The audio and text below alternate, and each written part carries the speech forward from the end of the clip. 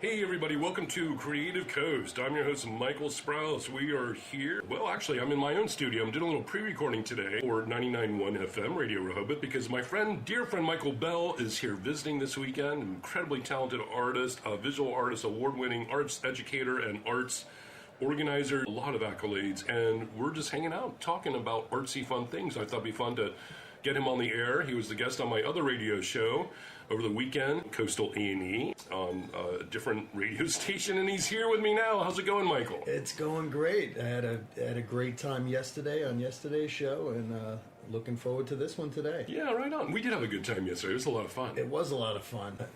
It's always inspiring when I'm on the air with you, and a lot of our callers speak to that, about how every time we do a show together, they're inspired to go out and try something new. Yeah, that's a good point. It's true, because we talk about that inspiration. We talk about the creativity. Well, you and I have such an interesting backstory anyways.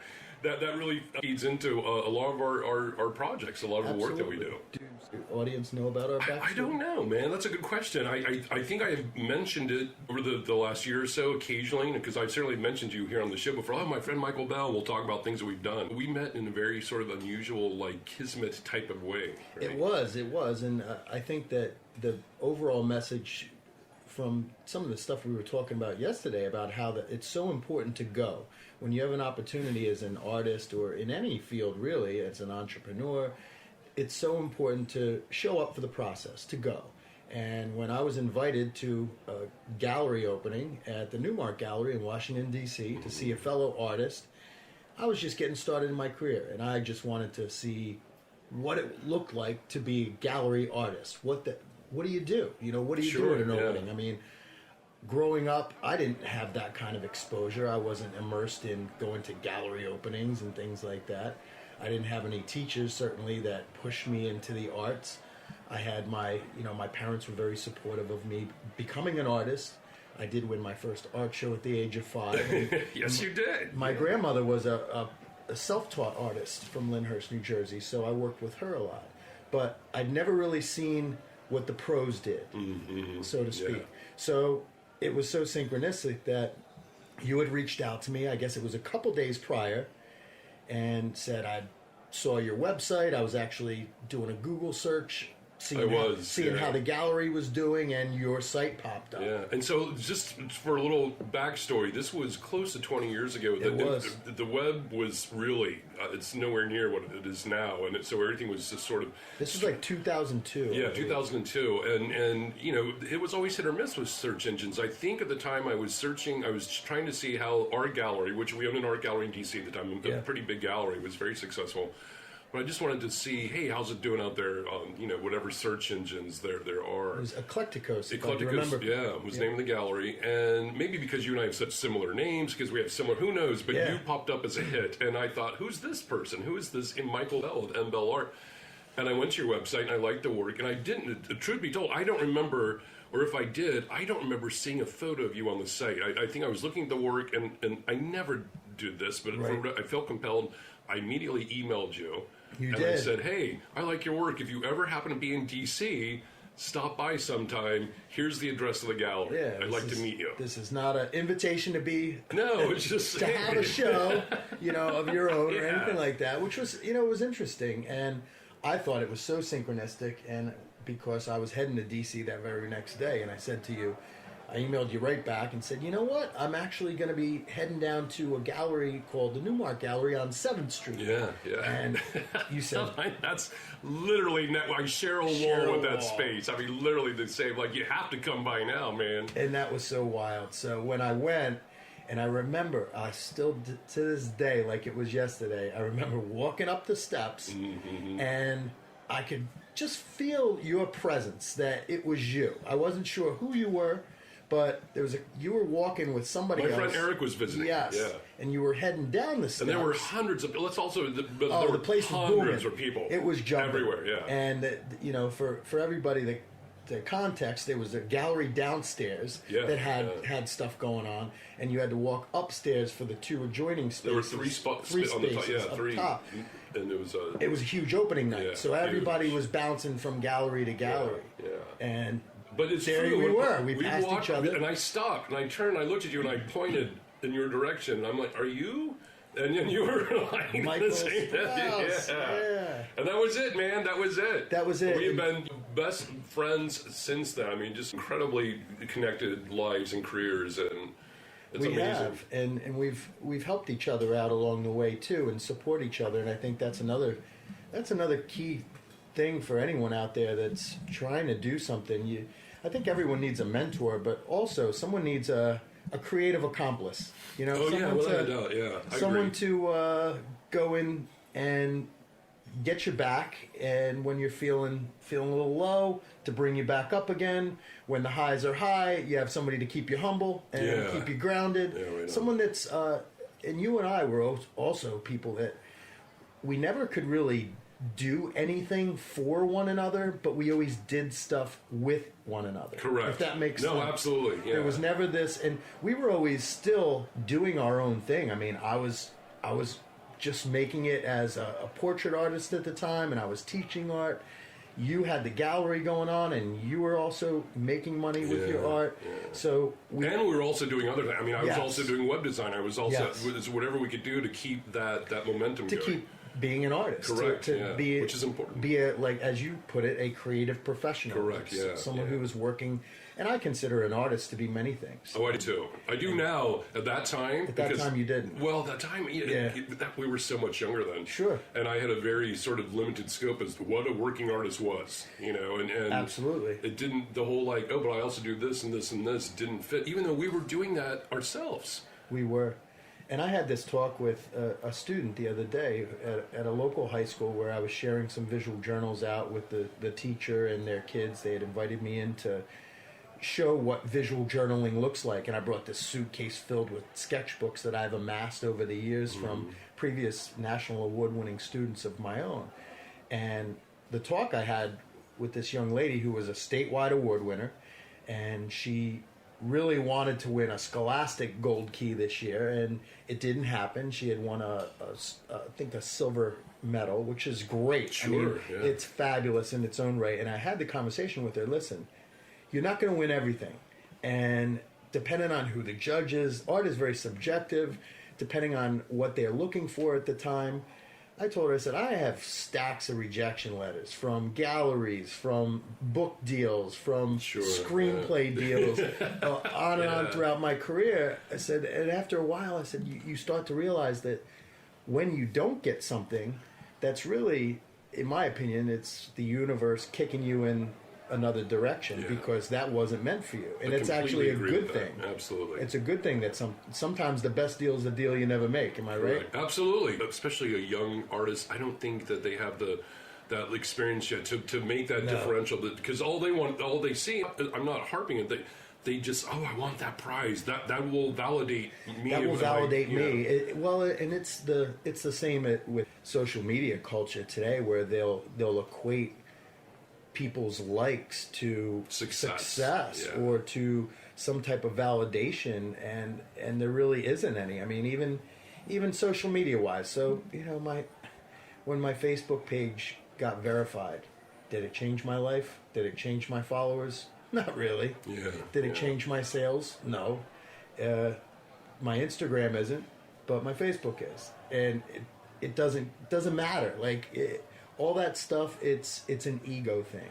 And this is where today, for artists out there that are just getting started, you have to get back to the personal relationships, the face-to-face relationships. Like you and I would form with our clientele, with galleries, all walks of life. Absolutely. In order to propel us forward. Right on. Hey, listen, we have to go to our first commercial break, Michael. Well, it's not really a commercial, but because we are... Time is flying. That's all right. We're community radio, but we do have some underwriters, and we want to hear from them.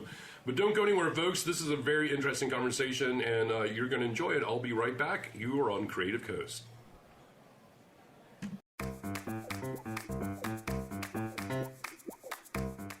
Hey folks, Michael Sprouse here. Just a quick shout out to say thanks for listening to this interview portion of Creative Coast on 99.1 FM Radio Rehoboth. Please feel free to listen every Monday between 5 and 7 p.m. when I host Creative Coast. It's a super 2 hours of fascinating and fun conversation with the movers and shakers from the vast arts and entertainment world here on Delmarva, including spotlight interviews with new talent, live music, and a whole lot more. Plus, between 6 and 7 p.m., listen along as I spin an hour of artistically selected tunes, including brand new releases and classic spins from all kinds of musical genres. And don't forget to follow and like Creative Coast with host Michael Sprouse on our Facebook page at facebook.com/Creative Coast Rehoboth. If there's something that you think that needs to get on my A&E radar, make sure and use hashtag House of Sprouse. Now, back to the show.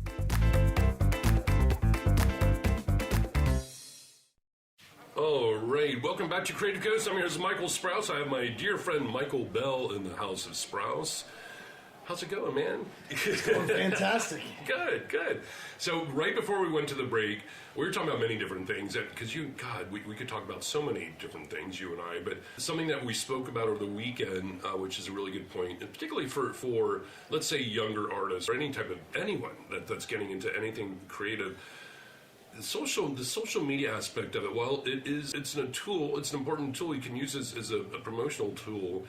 It is not the alpha and the omega of someone's career by any means. And you're right. If you get too caught up in it, your career in the arts, let's say it's a visual artist, ends up being smoke and mirrors. It doesn't really exist because they're spending more time entrenched in social media looking for the satisfaction of people liking things, and they're literally not making work. They're not focusing on those elements of their career. That's true. And the one thing I do like about the social media aspect on the flip side of that is when people do document their process, which I find very interesting sometimes, because at first when social media came about for artists, it changed the game for us, because for many years, as you know, working in the gallery scene, people had to come to the gallery to actually meet you, to actually know who you were. Yeah.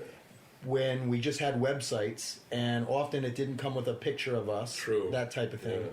But then with social media came a way for the client to get past, maybe it's an intern that was working for us that would be handling our emails or something like that. Now they had a direct line. Mm-hmm. They had a direct line to us, which it can be good and it can be bad. There's pros and cons. There's definitely pros and cons to it, but if used properly, I do find it interesting to be able to see somebody's art making process, for example, and learn a little bit if you're out there to learn, as opposed to out there to gain likes and out there for that type of an angle on things. And you and I were always very good at documenting the process from early on. I remember the first time that it was after we met in D.C., when you had moved to Delaware, and I came to visit you with Lisa, my wife, and we stayed the weekend for the very first time. And you and I just decided it was so much fun, and it was the first time that it was the birth of collaboration art between us that weekend. Because of course the first thing we ended up doing is painting with each other. we did. We stayed up all night painting. We did. We had a blank canvas on the wall. You chose a picture. I chose a picture, and we kind of riffed off of a story. What's the relationship between these two individuals? Why did we choose them as subjects just at random? And how can we create this narrative within a work? And before you knew it, I know a lot of people have often looked at our works and say, which part of that did you paint, and which part of that did Michael Sprouse paint? But it really wasn't like that at all. It was really, we were painting over each other's stuff constantly, and the painting was taking shape as if one of us was painting it. Yeah, it was amazing. It was an amazing process that evening. And in fact, Lisa filmed it. She did, yeah. And I remember, so at that time, my studio was our garage, which worked perfectly well. It did. But we literally painted until the sun rose. We did. And I remember the next, oh my God, the sun is up, but we had to finish painting. And the act of that was just so magical and enjoyable. Well, and the act of that created many more acts of that, where we ended up going from that painting, which ended up being the painting that we were talking about this last night. I believe that was the painting that we auctioned off for the Milton Theater to Yeah, I help the think you're right. Milton Theater project. Yeah. I believe it was that painting. And then after that, we did a couple shows together. We did the Ireland show together, where you created a few original pieces, I created a few original pieces, and then we had a few collaboration pieces Correct. that Yeah. were mixed in, which I thought was a great theme for a show. I did too. Between Did we do two it on artists. St. Patrick's Day? We did. We For did. the total gusto authenticity with that. We did throw it on St. Patrick's Green Day. beer and everything. Yeah. I don't know about the green beer, but yeah, we did. Well, of course, we both have strong connections to Ireland. We Your do. father My was- father came over when he was 10 from Absolutely, Northern yeah. Ireland, and he was at the show. He was at the Yeah, he opening. was, It was he was, very. yeah. I thought it was great because I actually had a painting of him in the show, Yeah, and surprised him with it. And it was a painting that is hanging in his house to this day, where it's a portrait of his. His face is on the one side, but then it's his old house that he grew up in. Yeah, I remember in that. I can Northern see that in my head. It was Yeah. a beautiful painting, and there was a very poignant show. A lot of those paintings were very narrative. They were very steeped in our personal histories together and separately. There was a lot of family elements to those paintings. It was very cathartic on a lot of levels. It was, and while there's a lot of artists out there that certainly compete with one another, I mean, we are two very competitive spirits as well. I think that it speaks to the level of trust between us when you step up to an easel together and you trust each other to learn and grow from just experiencing the process with someone else. I mean, when I would sit back and you would step up to that easel, and I remember learning so much about when you even took this big bucket filled with gloss medium Glossy and water and a little bit of phthalo blue, and you'd create this gloss medium Shellac. soupy film, and you'd splatter it over the Like, what are you entire side of doing? and you would make the whole entire side of a face blue, and then you took a paper towel and you would dab it out, and I'd say, oh wow, he's making shadows. Yeah. How interesting the way that he went about that process. Instead of painting the shadows in, he's actually pulling the light away and leaving the That was when that was something I just sort of developed on my Yes. own, and from a mistake. Well, not a mistake, but I accidentally. What happened was I was trying to glaze a painting, a portrait, and there was paint in the glaze. I didn't realize. I'm like, oh my god, what have I done? And I grabbed a wet paper towel, and I'm like, oh look, that looks like shadow, and that's exactly how that kicked in. Well, and that also, that's where you can learn so much from one another, where I'm sure as time went on, I mean, if you really look at our work and you study our work started to look more and more like each other's. As time went on, your work, it took a more realistic turn. My work started to take more of I don't know, a lack of a better way to put it, more of a contemporary flair to it, with the choices of colors and stuff. So And you started putting a lot of mixed media into your work. we were influencing each other. Absolutely, And it happened so naturally. It wasn't like, oh, I want to try to do this like Michael did it. No, it wasn't like that. In our styles, we were really influencing each other. Oh yeah, absolutely. In fact, this is more of a technical thing, but you talk about things that we learn from each other. You taught me how to paint teeth, man, perfectly. I could never master painting teeth. It would that's why so many. I didn't often paint. I still don't, because but when you have to paint portraits and people are smiling, sometimes, and I know you've done a lot of portraits. People sometimes like the traditional. I'm going to have a big smile, and I just was terrible with it. And you showed me this technique. I'm like, man, that's brilliant. And you were so that was one that I definitely picked up from you. Well, and being in the gallery with you that very first night and just seeing how you were operating in terms of talking with your clients, talking with the gallery patrons, it reminded me of how I was dealing with my clientele. Sure. It was a very similar approach. It was a very conversational, nothing over the top, very get to know you type of a thing. And it made people feel very comfortable, not only purchasing our work, but purchasing our work multiple times over a long sustained period of time, because they not only did they like our work, they also like dealing with us.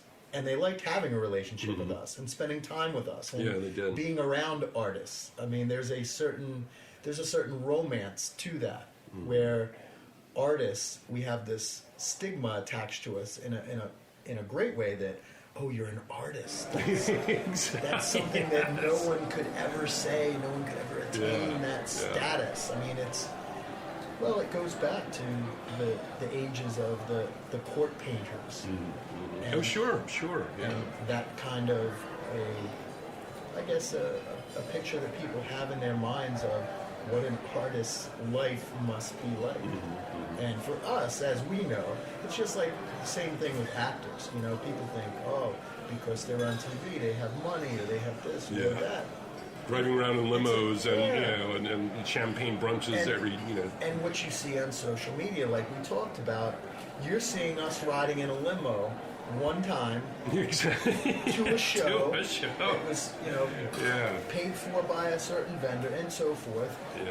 But that gets portrayed out there as something that, oh, that's just a lifestyle. But it's actually, it's a grind. It's a beautiful grind. I love it. I wouldn't have it any other way. But you have to be in love with going through life as an artist. You have to be in love with that journey, as opposed to just wanting to say you're an artist. Yeah, absolutely. You have to really be in love with it. It's just like I say. We're going to actually hold on to that thought, Michael, because we're going to take another break. But this is a super exciting conversation. I know you listeners are loving it too, so don't go anywhere, folks. We'll be right back. You are on Creative Coast.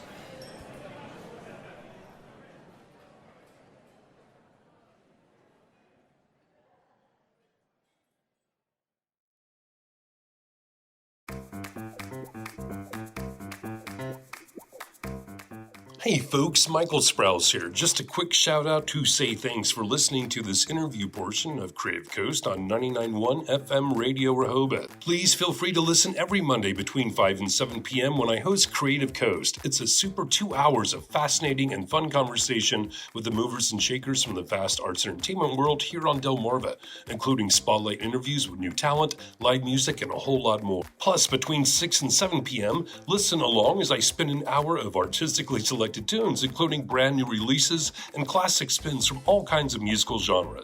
And don't forget to follow and like Creative Coast with host Michael Sprouse on our Facebook page at facebook.com/Creative Coast Rehoboth. If there's something that you think that needs to get on my A&E radar, make sure and use hashtag House of Sprouse. Now, back to the show.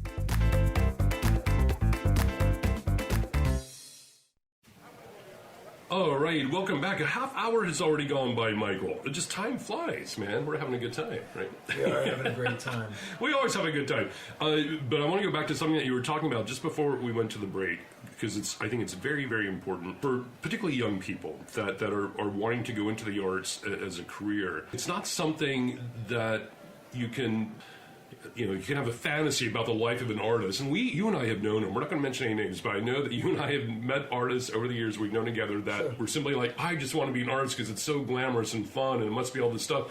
And then they end up getting really disappointed because they're not interested in all the hard work that it takes. That's true, and they don't really have a passion for the process. And I believe that, for instance, if you want to be a doctor, that's great. To be in love with the wanting to heal people, not in love with the title of I'm a doctor. Mm-hmm. Otherwise, guess what? You're not going to be successful at that, and pretty soon you're not going to be healing anybody. Yeah, exactly. And as an artist, you and I, like we talked about, we always just went. We always showed up for that process, no matter where it took us.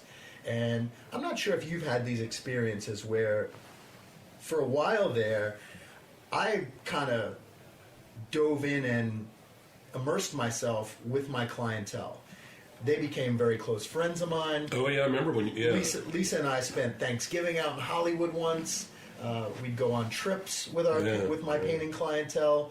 I did events in Brooklyn with Joe Ganascioli from The Sopranos and some of those guys. But then we'd hang out all weekend long. We'd go out. They'd put us up at hotels. We'd stay nearby. We'd hang. So I'd get to know them on a very, very deep personal level, which for me at the time, learning how to become a successful gallery artist, a a portrait painter, I wanted to do more than capture a likeness. So for me, it was almost always like being a method actor as an artist, where I would immerse myself in the life of my painting clients, and interesting. for me, it made the paintings better. That is, I think, sort of a rarity. A lot of artists don't necessarily do that. So it was very interesting that you were able to do that, because I could see without a doubt how it would, influence the work for the better. You did too. I mean, you were talking yesterday about how you had sat down with Quentin Tarantino. Correct. And had spent some evenings together. Yes, we did. Yeah, but that was through the art gallery. I didn't actually paint paintings for them per se. Now, Quentin's mother was a big collector of my work, but it was more we just had a shared interest in art. That passion. It was definitely there, without a doubt. Yeah, and that's where you have talk about some rich conversations. Yes. With some interesting, colorful characters. As you know, some of my painting clients are very colorful characters in terms of people that most people can't even get close to or near. And here we are, spending a lot of time together, and I consider them all like family. And at certain points in my career, they were important in my life for those certain points in my career. I learned from them, and I believe they learned from me, and the art will always live on, which is the beautiful thing about it. True, that's a good point. It's like a work of art is something that conversation will always be had, even if that person has drifted out of our lives. I know a painting that's sitting on somebody's wall out in Hollywood. No matter who comes over that house, they're probably bringing up conversations about it and talking about it. It's so fun. We don't really talk a lot about that, but we have talked about that before. About it much. I don't think about it either. And I think that is a very interesting common thing. Once I'm done with the painting, I'm done with the painting. Correct. And it's the same way. It's like I'm moving on to the next thing. And you're really into it when you're making it. It's almost like... once it's done, it's like a short-term relationship. Exactly. Like it really is. I catch a cab from. I'm into this, and then I'm done with it once. That is a very interesting process, and I actually had not had a lot of conversations with artists about that element, but if I bring it up, they almost always all go there. Oh yeah, I don't really. There's some artists that do, understandably.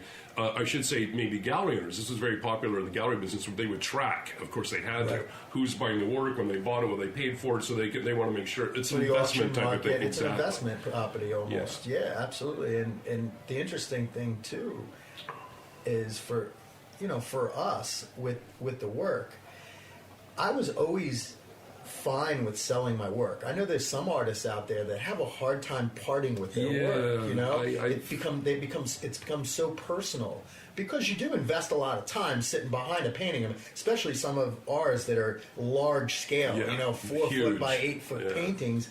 I mean, you're spending months on these paintings. Absolutely, so you're really investing your time and pouring your energy into it, so that energy can live in someone else's home and create an ambiance, an atmosphere, that type of a thing. But I never had a problem with selling my work. No, me either. And in fact, I don't want to be careful how I say it.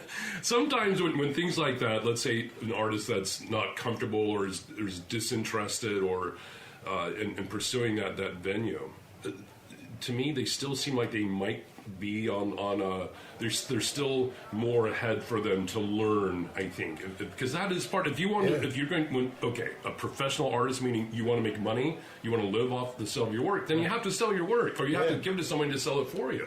The very first painting that I ever sold in New York City was still to this day my favorite painting that I've ever done, and I let it go for peanuts. Matt Harvey, who was a guy who I was living with in New York City at the time.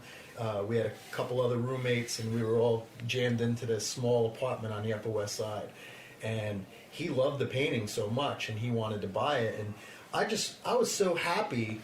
That was tough. That your first one's always, I think, the hardest, because you're beginning that process of knowing that you're creating something that will then be gone. Sure. Yeah. But I love the fact that he owns it. I to this day, I love the fact that he owns it. And I know that he's probably going to live with it forever and not sell it and that type of thing. I wouldn't care if he did. But I do love the fact that this was a period in my life that I love that time period. So for him to have that, it's almost like keeping that time period alive. Yeah, no, I get it. life. Sure. So it's kind of a cool thing, and I'm sure a lot of painting clients that are out there, that's, for them, it's a very personal experience when they're being painted, and for them to take that plunge and say, I want a portrait painted by you, you know, they're not only making an investment for the painting's sake, but they're after us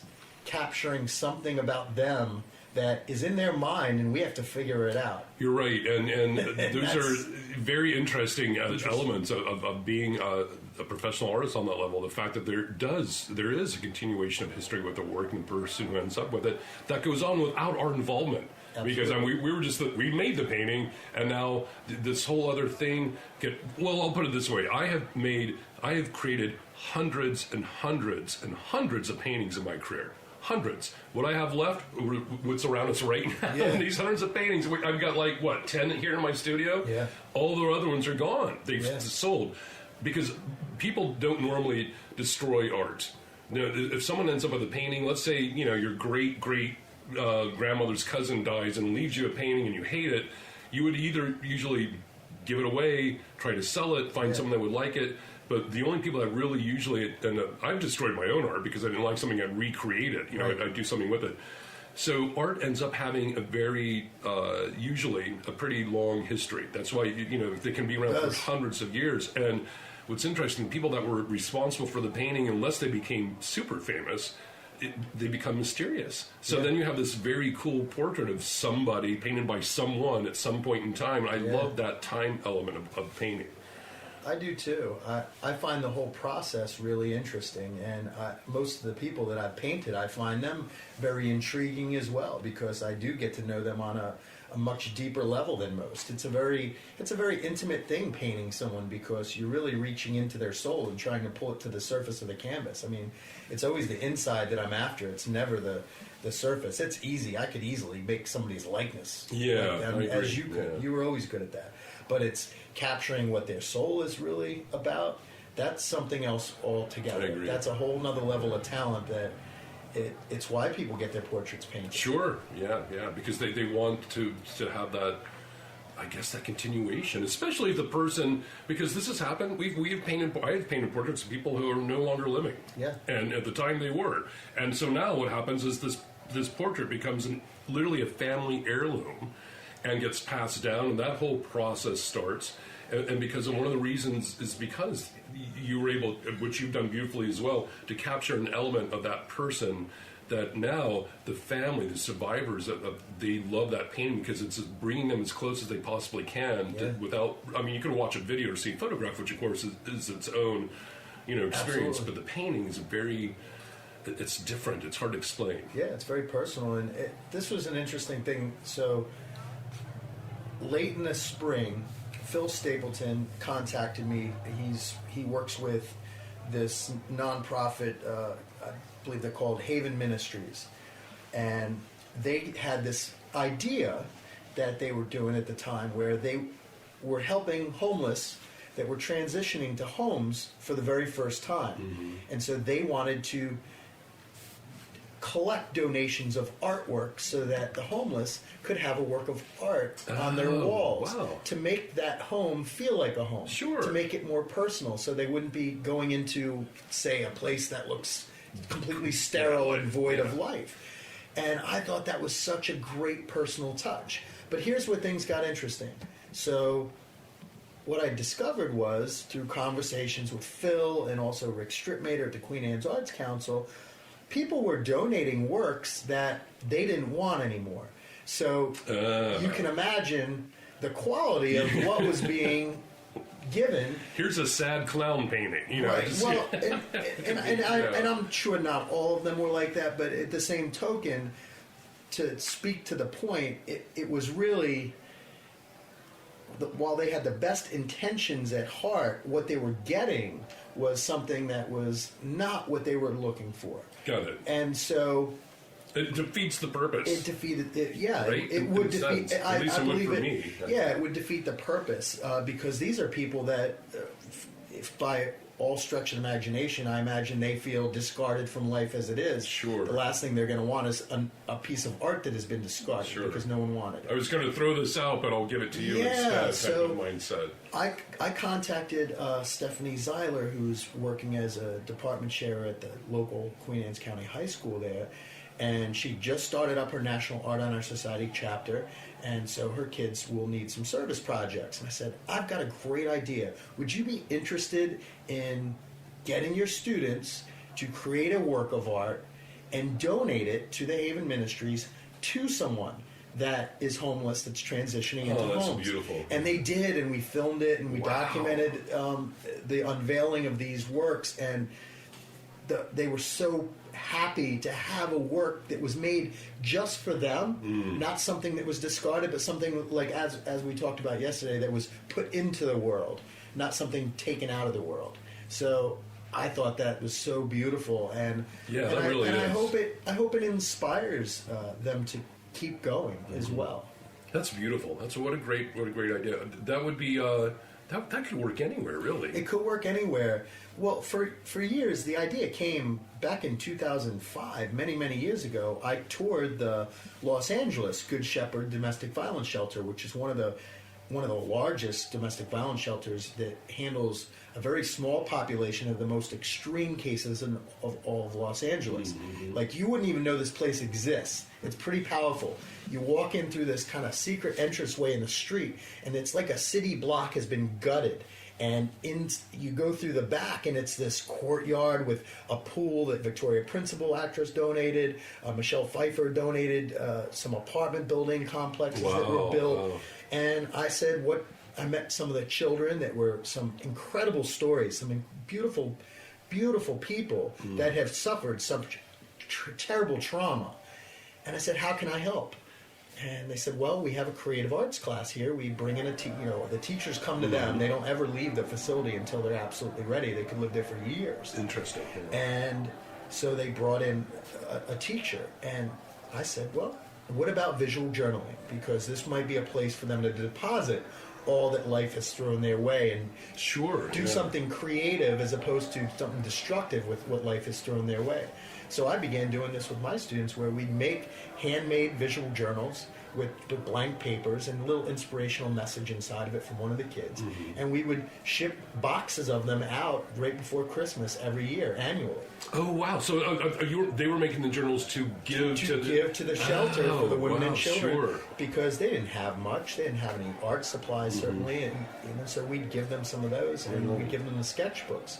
So this was kind of a way for me, now that I'm in a supervisory role. I'm not teaching anymore, but I'm certainly influencing what goes on with teachers and how they could bring some amazing social, emotional pieces to the table for their students, so that they're creating very personal works of art that actually matter on a larger scale than a project they're doing for class. Wow. They're doing something that actually has deep meaning. That's a beautiful story. And so this was an extenuation of that. Fantastic. Listen, again, we got to take another break. Let's just keep talking. The fascinating conversation. Michael, I'm so glad you're here. Don't go anywhere, folks. We'll be right back. We've got Michael Bell in the House of Sprouse. You're on Creative Coast. Sad clown painting, Right. Well, and I'm sure not all of them were like that, but at the same token, to speak to the point, it was really, while they had the best intentions at heart, what they were getting was something that was not what they were looking for. Got it. And so it defeats the purpose. It defeated it. Yeah, right? it would defeat. At least it would for me. Yeah, it would defeat the purpose because these are people that, if by all stretch of imagination, I imagine they feel discarded from life as it is. Sure. The last thing they're going to want is a piece of art that has been discarded because no one wanted it. I was going to throw this out, but I'll give it to you instead. So type of mindset. I contacted Stephanie Zeiler, who's working as a department chair at the local Queen Anne's County High School there. And she just started up her National Art Honor Society chapter, and so her kids will need some service projects. And I said, I've got a great idea. Would you be interested in getting your students to create a work of art and donate it to the Haven Ministries to someone that is homeless, that's transitioning into that's homes. Beautiful. And they did, and we filmed it, and we documented the unveiling of these works, and they were so happy to have a work that was made just for them, not something that was discarded, but something like, as we talked about yesterday, that was put into the world, not something taken out of the world. So I thought that was so beautiful, and I hope it inspires them to keep going as well. That's beautiful. What a great idea. That would be that could work anywhere, really. It could work anywhere. Well, for years, the idea came back in 2005, many years ago. I toured the Los Angeles Good Shepherd Domestic Violence Shelter, which is one of the largest domestic violence shelters that handles a very small population of the most extreme cases of all of Los Angeles. Like, you wouldn't even know this place exists. It's pretty powerful. You walk in through this kind of secret entranceway in the street, and it's like a city block has been gutted. And you go through the back, and it's this courtyard with a pool that Victoria Principal actress donated. Michelle Pfeiffer donated some apartment building complexes that were built. Wow. And I said, I met some of the children that were some incredible stories, some beautiful, beautiful people that have suffered such terrible trauma. And I said, how can I help? And they said, well, we have a creative arts class here. We bring in the teachers come to them. They don't ever leave the facility until they're absolutely ready. They can live there for years. Interesting. Yeah. And so they brought in a teacher. And I said, well, what about visual journaling? Because this might be a place for them to deposit all that life has thrown their way and do something creative as opposed to something destructive with what life has thrown their way. So I began doing this with my students, where we'd make handmade visual journals with blank papers and a little inspirational message inside of it from one of the kids. And we would ship boxes of them out right before Christmas every year, annually. Oh, wow. So they were making the journals to give to the shelter for the women and children. Because they didn't have much. They didn't have any art supplies, certainly. And so we'd give them some of those, and we'd give them the sketchbooks. So this was kind of a way for me, now that I'm in a supervisory role. I'm not teaching anymore, but I'm certainly influencing what goes on with teachers and how they could bring some amazing social, emotional pieces to the table for their students, so that they're creating very personal works of art that actually matter on a larger scale than a project they're doing for class. Wow. They're doing something that actually has deep meaning. That's a beautiful story. And so this was an extenuation of that. Fantastic. Listen, again, we got to take another break. Let's just keep talking. The fascinating conversation. Michael, I'm so glad you're here. Don't go anywhere, folks. We'll be right back. We've got Michael Bell in the House of Sprouse. You're on Creative Coast.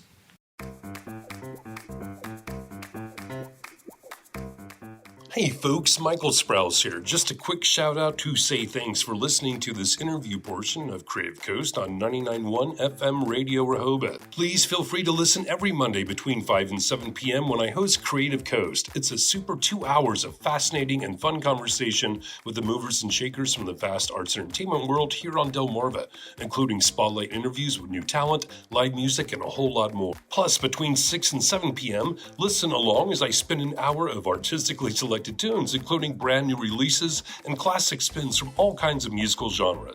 And don't forget to follow and like Creative Coast with host Michael Sprouse on our Facebook page at facebook.com/Creative Coast Rehoboth. If there's something that you think that needs to get on my A&E radar, make sure and use hashtag House of Sprouse. Now, back to the show.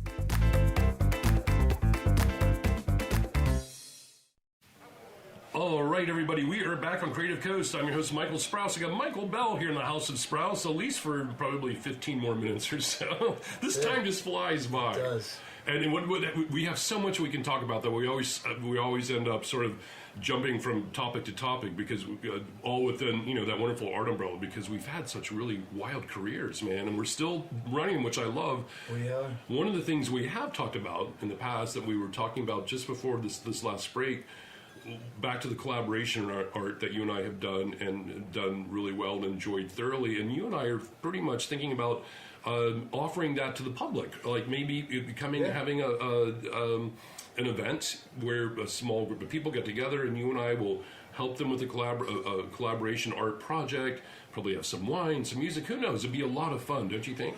It would be a lot of fun. And one of my painting clientele, a buddy of mine, Joey Ganasholi from Sopranos, he just started doing this with cooking, where he's now monikered himself a celebrity chef, and he's going around and people will pay him enormous amount of money to come to their home and cook for them and hang out with them and share stories. And I could see us doing the same thing with art, where people could pay us to come out and we could do a painting together, and share stories, create some work, and share some stories like we're doing here. Yeah. Absolutely. I mean, especially if somebody wants a more intimate, behind-the-scenes look at how that process is created, in lieu of just, I mean, certainly people could even commission us to create a collaboration portrait of them or for them, or but to actually see that process begin, and to learn from it, maybe to be part of it. Absolutely, I think that would be a lot of fun. So this would be, we've all seen, the places where you go with a bunch of your friends, and you get. It's not that. It's not that. I don't want to name any place, but it's not. It's not one of those. It's not like we're all going to paint the goldfish. No, it's not like that at all. Collaboration art is very, very different. First of all, this would be, I would imagine, they're free to paint whatever they want. Absolutely, and they could learn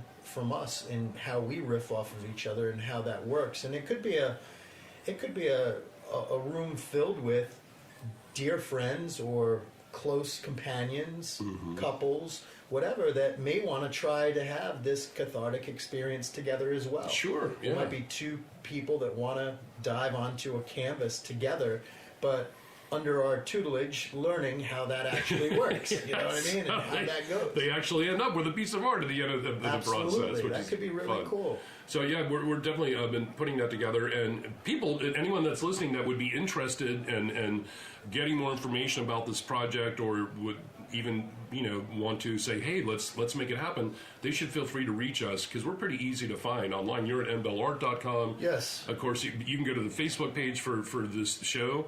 Or you can find me on sprouseart.com. I'm all over social media, where we both are. So just reach out and give us a word, and we'll be definitely getting back to you on that. Yeah, because, I mean, this is something we're experts at, and there's nobody that can do it better.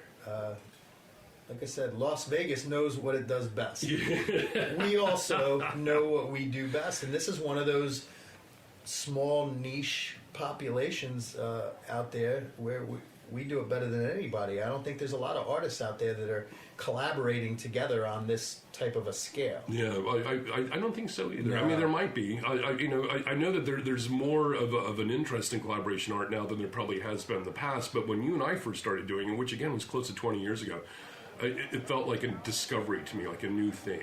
It is, and I always enjoyed even working with other artists on murals, on large-scale projects like that.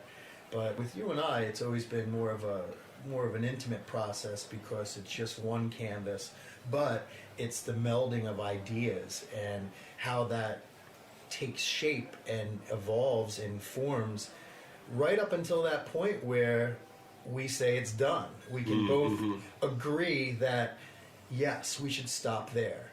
It's when I become the audience, when I step back and say, okay, that's interesting. There's a story there that somebody could dive into, and that's when I know it's done. So. Yeah, right on.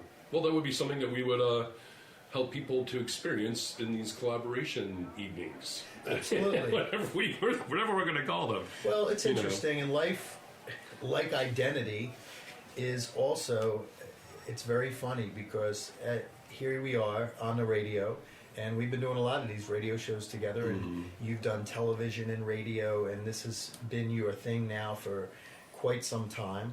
In one chapter of your life, you were this visual artist and this gallery owner. Yeah. And just when you think life defines you, I also, at one point in time, I thought I would be just known as Michael Bell, the artist. Then there was a period where I thought I would be known as Michael Bell, the national award-winning educator. And now I'm in, a supervisory role. I'm a supervisor of visual and performing arts, world languages, and school library media for Queen Anne's County now. And stepped into that role last year. So it's really interesting. You never know what you're capable of, and I think for people out there, it's all about getting out of your comfort zone and taking that leap of faith and trying something new. Yeah, or at least being open to as you said. I mean, sometimes life will just change on you. It might, you know, and then it's always better to be able, in my opinion, to adjust to the current rather than to fight against the flow, you know, and sometimes you'll end up in a stronger, better place. Absolutely, and you have to know when you're still growing.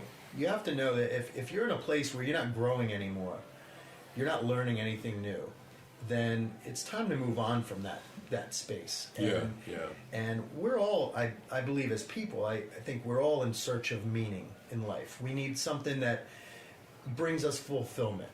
And achievements, they're nice, but they don't bring me true fulfillment. What gives me fulfillment is giving back. I love being able to, right now in my new role, shine a spotlight on the great work that the teachers are doing with their kids and make them the rock stars and put them in the public eye and give them all the press that I can possibly muster, which is by Which you're doing a great job, by the way. Well, I love it. Because the press is everywhere. It is, but I love it because it's really building belief in raising the bar for them. And it's really ramping up the arts in Queen Anne's County like it's never seen before, which is fabulous. And the kids are winning. I mean, it's fabulous. The teachers are winning. You know, we had our first statewide award winner in art, and it springboarded from there. We had 2 all-state band students at both high schools, 1 from each high school. We had an all-state dancer this year. I mean, we had all-state winners at the elementary school level in a bookmark art contest for school library media. We brought the Seal of Biliteracy, which is another statewide award that goes on a high school students' transcripts as well as their diploma.